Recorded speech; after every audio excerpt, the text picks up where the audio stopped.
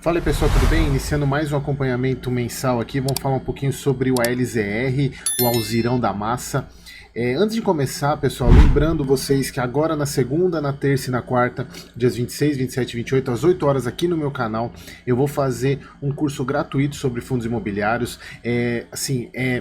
Por mais que seja, como vocês sabem, eu estou abrindo a mentoria no dia 28, esse curso eu tenho certeza que mesmo que você não faça a mentoria, você vai sair um baita do investidor de fundos imobiliários somente por assistir esse curso. Quem me segue aqui no canal sabe a qualidade do conteúdo que eu produzo de forma gratuita aqui. Então, tenho certeza que você vai gostar muito. Se você tiver interesse em participar, se inscreva aqui embaixo no link ou nesse QR Code aqui do lado, tá bom? Voltando então para o nosso Alzirão da Massa.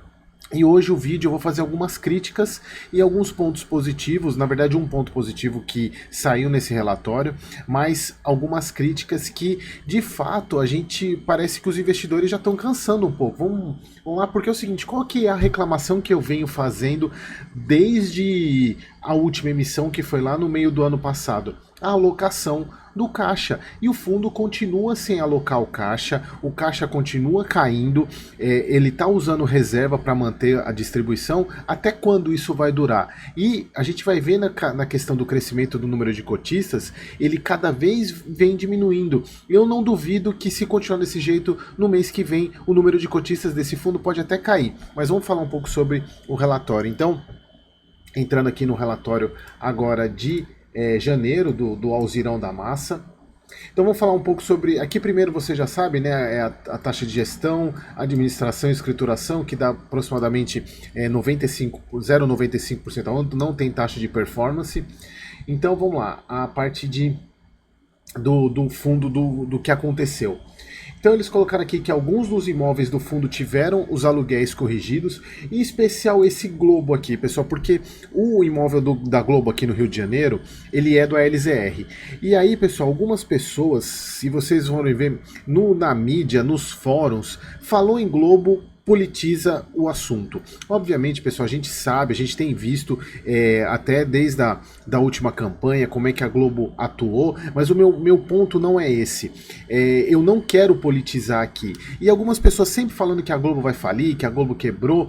Mas, pessoal, pense no seguinte, é a maior emissora do país, tanto é que a diferença para o terceiro colocado é colossal. Eu olho por essa ótica. A Globo continua sendo uma emissora monstruosa. Obviamente teve uma época aí de corte de gastos, de mandar muito ator embora, mas assim, a Globo continua sendo um colosso. Então, pessoal, não politizem na hora dos investimentos, tá? Sempre olhem por essa ótica. Então, a gente teve a LZR teve a correção dos aluguéis, né, de 3 imóveis, com repasse inflacionário de 4,62, e eles colocam aqui que nesse ano 32% já dos contratos já foram corrigidos. Ainda teremos a correção no primeiro semestre de mais 17%. Isso é um ponto que me chama atenção, porque se a gente for pegar 1/3 dos contratos já foram corrigidos. E a gente vai ver lá na parte de receita que a receita recorrente ela está menor do que o resultado. A gente vai ver, eu vou falar um pouco mais sobre isso. Aqui, pessoal, um ponto que de fato, isso foi lá em fevereiro do ano passado, que eles estavam querendo comprar 2 imóveis, o Decathlon Raposo Tavares e o Joinville. Eu cheguei a fazer um vídeo aqui na época, ainda não fazia esse acompanhamento mensal. Dê uma procurada aqui no meu canal que eu falei sobre dessa compra. Só que chegaram num ponto, porque sempre quando você faz o MOU, que é o Memorial de Entendimento, antes de fazer a compra tem sempre diligência em cima do ativo, dos ativos para fazer as compras. E no caso dessas compras, essas diligências não passaram. Então se encerrou. Tanto é que eles colocam aqui nesse fato relevante, que eles colocam após a conclusão do prazo estendido com o vendedor, a conclusão dos imóveis, falam que dessa forma foi formalizado um termo de distrato do memorando de entendimento sem ônus às partes. Então, pessoal, e aí, aqui é um ponto que eu também quero chamar a atenção para a LZR, que é uma vantagem dele, uma vantagem que, na verdade não é uma vantagem, é uma característica que deixa o LZR diferente de boa parte dos fundos imobiliários. Para quem fez a minha mentoria, a gente olha o regulamento dos fundos, e um dos fundos que a gente olha é o ALZR. E se vocês pegarem o regulamento do ALZR, ele é muito criterioso com as empresas que podem alugar os imóveis que o fundo possui. Eles têm vários critérios, a empresa não pode ter um faturamento, acho que é menor de 300 milhões no ano, então isso restringe bastante. Obviamente você aumenta a segurança do fundo, porque você só vai ter empresas grandes sendo locatárias dos imóveis, mas por outro lado também dificulta a questão das diligências. E um ponto também que a gente precisa chamar a atenção é que nesse ponto, para algumas pessoas, para alguns analistas, o ALZR está mais preocupado com o locatário do que com o imóvel. E o que, na verdade, se a gente for parar para pensar, a gente não tem o fundo imobiliário, o grande ponto dele é o imóvel. Por quê? Em algum momento esse imóvel vai ficar vazio. E a gente tem um exemplo disso, que é o próprio... cadê o IPG? Esse imóvel IPG aqui, que ele foi... deixa eu até colocar lá embaixo para vocês verem, pessoal, porque é um imóvel, acho que eu não cheguei a comentar dele em algum dos relatórios aqui, deixa eu ver se eu acho. Aqui, ó. Esse imóvel aqui, que é um prédio comercial, que ele foi...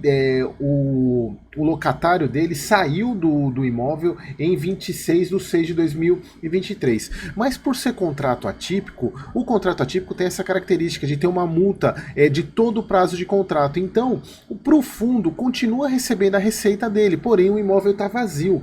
E aí, eles até estão desde essa época tentando vender o imóvel e não conseguiram. Por quê? Porque não é uma localização tão boa assim. Então esse é um ponto que a gente tem que levar em consideração no LZR, que é a questão do seguinte: o fundo ele acaba se preocupando mais com os imóveis, com os inquilinos, do que os imóveis. Eu não tenho tanta essa visão, por mais que eu esteja mudando um pouco, até por causa dessa demora do ALZR, embora, se a gente pegar nas outras emissões, é meio padrão isso, o fundo demora para alocar o caixa exatamente por causa dessa trava que ele tem no regulamento, de só poder comprar imóvel e que tenha empresas grandes. Então, isso é uma trava para o fundo. E então a gente vai continuar acompanhando, obviamente, mas eu preciso trazer esses pontos para vocês, até porque, como vocês sabem, a LZR é a minha maior porção da carteira, faz algum tempo que eu já não compro mais, mas até um ponto que eu preciso passar para vocês, inclusive para os meus alunos. Provavelmente eu mude a posição dele no próximo relatório. Se vocês quiserem ter acesso a esse relatório, ou seja membro Plus aqui do canal, ou seja aluno, porque o aluno, além de receber o relatório, tem toda a mentoria em si, sabendo calcular os preços que eu coloco no relatório. Então, provavelmente eu vou mudar a posição, não, para mim continua sendo um dos melhores fundos, mas porém, a gente precisa fazer um acompanhamento mensal, principalmente, dos fundos que a gente tem em carteira. E esse é um dos pontos que tem me chamado a atenção para o lado negativo da LZR. Então, fechando aqui que ele não fez a compra, e aí ele coloca aqui a questão dos contratuais, e aí eles colocam aqui um ponto positivo. Eu não tinha chegado a comentar com vocês, ou eu comentei, acho que nos primeiros vídeos de análise do ALZR aqui no canal, não nesse monitoramento mensal, mas quando eu fiz a análise dele, ele tem um fundo imobiliário que ele é 98%, quase 100% dono, que é dono do imóvel do POM. É o mesmo esquema do TRXF. Quem me acompanha aqui sabe que o TRXF ele tem um imóvel, tem um fundo imobiliário onde ele é praticamente 100% cotista, que foi criado para comprar outros imóveis. Então ele tem ele é 100% do TSRE11 e dono desse fundo, que é dono do imóvel do POM. E um ponto que já era uma solicitação, por mais que seja um fundo que você não consegue investir, você pessoa física, é a taxa de administração, porque era muito alta, sendo que o próprio LZR é dono dele. Então não teria muito sentido ter essa taxa de administração. Então o fundo, eles colocaram um ponto positivo, um ponto pró-cotista, e informou ao mercado que a taxa de administração foi reduzida pela metade a partir de fevereiro de 2024. Aqui está o fato relevante, então ela vai ser reduzida para 54 mil, o valor de 54 mil reais por mês. Então foi reduzida. E aí é um ponto que a gente vai ver agora nos próximos resultados o impacto disso no recorrente do fundo, porque isso aumenta o recorrente, já que a taxa de administração é uma despesa recorrente do fundo. Então esse é um ponto positivo, bacana, é ponto de se exaltar na gestão. E aqui o grande problema, eles continuam com caixa grande. Se a gente for peguem os últimos vídeos, vocês vão ver que começou com 303, foi para 300, 298 e agora 295. Por quê? Dentro do caixa também está a reserva de lucro. E essa reserva de lucro está sendo usada para, porque se eu não me engano a emissão foi 240 milhões, se eu não me engano.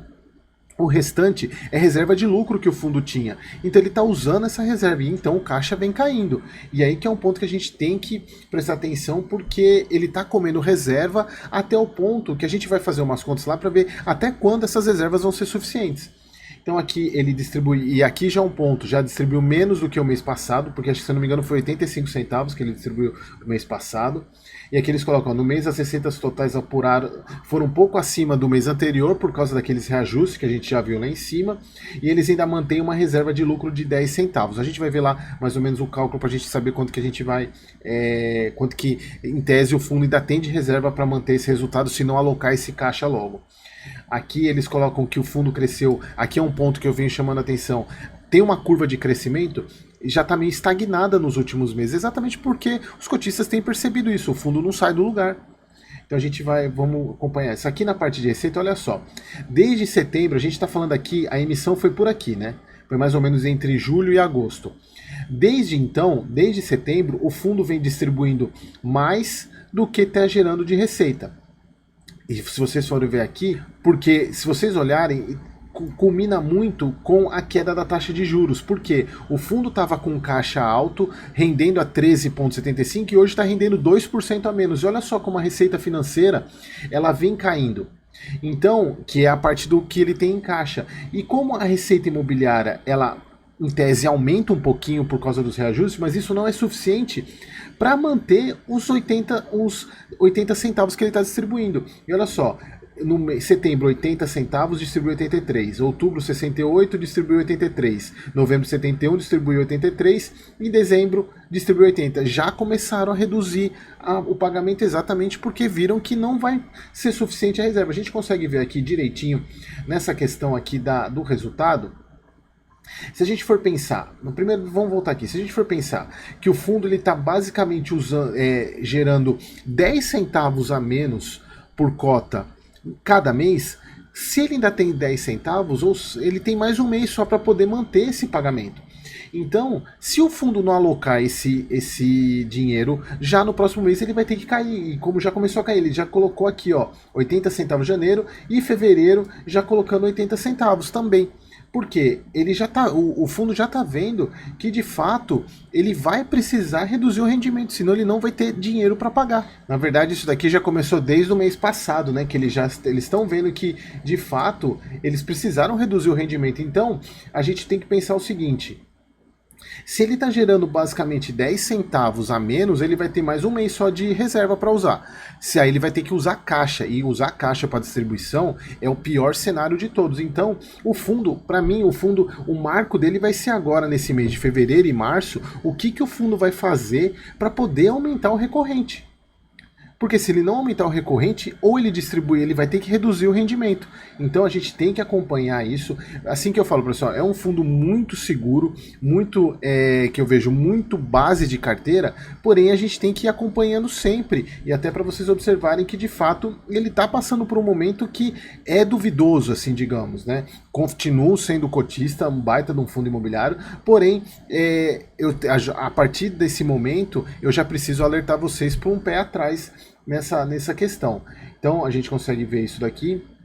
Aqui a parte de obrigações, e ainda somada a isso, né? Agora em 2024 ele tem pagamento de 24 milhões da última do Decathlon Morumbi, tem 7,2 milhões do DASA, do Coca-Cola, e tem mais 8 milhões e meio do TRSE, que é o fundo imobiliário que ele tem 100% cotista. Então ainda tem essa pancada de dinheiro que ele vai precisar pagar esse ano. Então a gente tem que ver. Obviamente ele tem caixa para poder, ele pode tirar do caixa para fazer isso. Nesse caso aqui ele já pode usar, que esse é um ponto talvez que eu também não me preocupo tanto, porque se a gente pegar todas as obrigações do fundo, ele tem basicamente 144 mais 127 mais 28, isso aqui está dando 280, mais ou menos 300 milhões, que é o que ele tem em caixa hoje. Então ele poderia quitar as dívidas. Então, ao meu ver, tá tranquilo. Se a gente pegar, ele está com 29% de dívida em relação ao patrimônio, que é elevado, até porque ele considera